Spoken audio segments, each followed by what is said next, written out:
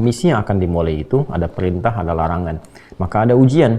Silahkan nikmati, itu perintah. Nikmati makan, minum, ya senyamannya, seenaknya. Doa yang Al-Baqarah 35 itu. Wa qulna ya Adamu uskun anta wa zawjuka al-jannah wa kula minha ragadan haitsu syi'tuma. Kemudian ada larangan.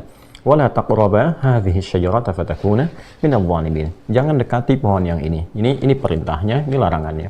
Ini gambaran yang akan dibawa dalam konteks kehidupan di muka bumi.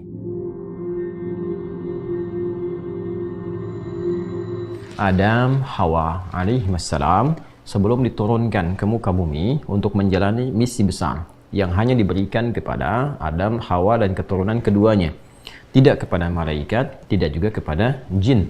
Yang sebelumnya kedua makhluk ini yaitu malaikat dan jin telah tercipta keduanya sebelum penciptaan Adam dan Hawa alaihissalam. Maka ketika Adam dicipta, Allah sudah menegaskan di Al-Baqarah di ayat ke-30. Wa idh qala rabbuka lil malaikati inni ja'ilun fil ardi khalifah. Dan ketika Allah Subhanahu wa taala menyampaikan kepada Muhammad sallallahu alaihi wasallam bahwa saat awal mula Adam diciptakan, bahkan diviralkan kepada seluruh kalangan makhluk di antara malaikat dan jin, bahwa Allah Subhanahu wa taala akan menetapkan, memberikan fungsi pada penciptaan Adam ini sebagai khalifah di bumi, yaitu pemakmur, pembawa kesuksesan, penata kebaikan, dan akan menjalani kehidupan yang saling menggantikan. Khalafa yakhlifu atau khalafa yakhlufu, yaitu sesuatu yang akan terus saling menggantikan, tidak akan abadi.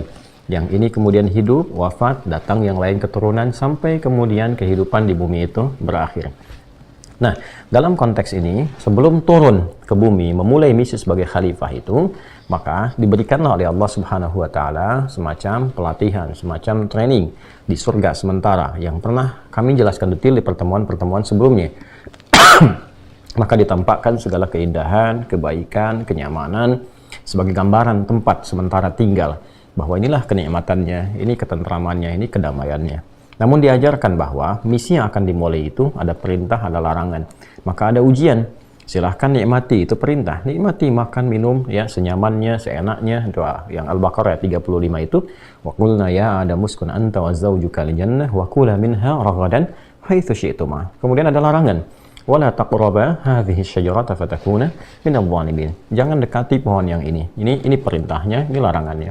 Ini gambaran yang akan dibawa dalam konteks kehidupan di muka bumi. Dalam menjalani misi sebagai khalifah, ini ada perintah. Bangun ini, lakukan ini, ya bersikap yang baik seperti ini, etikanya begini, akhlaknya begini, spiritualnya begini, ibadahnya seperti ini, sosialnya begini.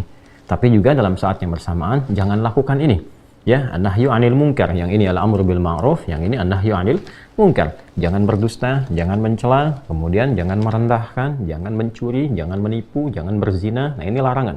Jadi konstruksi kehidupan yang dibawa dalam misi di bumi ini guna memakmurkan kehidupan di bumi, menyukseskan jalan kehidupan. Itu cuma dua desainnya secara umum, yaitu mengerjakan kebaikan dan meninggalkan keburukan. Mengerjakan yang saleh, menjauhi yang salah. Al-amru bil ma'ruf, ini yang saleh, wan nahyu 'anil munkar, ini yang salah. Itu konstruksinya. Maka dalam konteks yang soleh ini ada malaikat yang memberikan dorongan-dorongan kebaikan, yang mensupport, ya, memberikan gambaran motivasi kebaikan. Pada yang salah ada provokasi dari syaitan. Ini dari golongan iblis yang asalnya dari jin yang kemudian menyimpang dari ketaatan pada Allah Subhanahu wa taala. Kita telah ulas itu semua. Maka setelah diperkenalkan, ini konstruksi gambaran misinya. Ini kemudian supporternya dari kalangan malaikat, bisikan-bisikan kebaikannya. Ikuti ini. Dia membisikkan ke kata hatimu, maka ikuti kata hatimu dalam kebaikan. Istaftih qalbak. Yang ini keburukan, provokasi. Datang dari provokator, ya, nama aslinya iblis, kemudian provokasinya digerakkan oleh syaitan. Ya, setan-setannya. Maka dari sini kita temukan nanti di dalam Al-Quran, malaikat disebutkan 88 kali, syaitan pun disebutkan 88 kali. Baik. Setelah kenal, paham keadaan ini semua, tahu juga resikonya. Kalau berbuat baik, ini yang didapatkan. Kalau salah kemudian, ini yang akan dihasilkan. Dan jalan kembalinya seperti ini. Ya, ini poinnya. Maka ketika kemudian diizinkan oleh Allah pun terjadi sebuah kesalahan, ya kan? Memakan satu yang tadi dilarang itu, ya pohon dari larangan itu kemudian dimakan, ya terjadilah satu kesalahan, maka apa yang terjadi? Dijelaskan. Ini jalan kembalinya, ini taubatnya. Kenapa diperkenankan? Di pertemuan yang lalu telah saya jelaskan, agar diberikan perlindungan kepada anak cucu Adam, supaya mereka bisa kembali tatkala mereka berbuat salah. Maka kembalilah kepada jalan yang soleh. Ini yang membuktikan perbedaan antara manusia dengan syaitan. Jadi manusia potensi salahnya ada, tapi dalam saat yang bersamaan dia akan punya jalan kembali menjadi soleh lewat pintu yang disebut dengan taubat itu. Syaitan salah, tapi dengan keangkuhannya tidak mau menerima pintu taubat. Dia nggak buka, dia nggak masuki. Maka syaitan salah, syaitan tidak bertobat. Manusia salah, manusia bertobat. Setelah diketahui keseluruhannya, paham kemudian dengan fungsi dan misi kehidupan yang akan dijalani di bumi itu, maka Allah perintahkan kepada Adam, kepada Hawa untuk dimulai misi itu.